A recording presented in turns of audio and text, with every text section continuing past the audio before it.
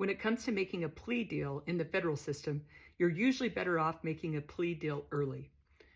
So I heard I was under federal investigation. I live in Utah. I was involved in real estate deals that were called equity deals. And I started hearing at title companies, oh, you're under federal investigation. So I went and talked to an attorney. He was a real estate attorney, and I mapped out everything I was doing. And the attorney said, oh, this is brilliant. You don't have any problems. And then he called me back and he said, you might have some problems. He's like, we talked to a criminal defense attorney. You better come back in. So I go in and I meet with this criminal defense attorney and I explain what I do. And he's like, you're not that important. I don't know why you think you're so important. Just stay on the down low.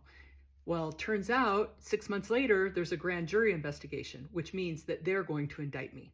So my attorney calls the prosecutor and said, hey, why don't we meet? I'll have Louder come in. Let's meet with the FBI. They can explain what they think she's doing and maybe we can talk about it. Maybe there's a way to make some kind of a deal. So we go into this meeting and there's like the Division of Real Estate, FBI agents, head prosecutor. It's like there's a lot of people in there. And my attorney's like, this is maybe more problematic than I thought.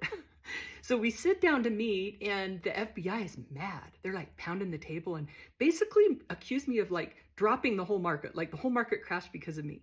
My attorney takes me out and says, I think we probably better leave. So we leave. Then my attorney calls me that night and said, hey, I'm so sorry it went that way. I think maybe we can get you a 2-year deal. I'm like, what? We just went from you're not that important to 2-year deal. Well, I have like a new baby. My baby was like 6 months old at this point.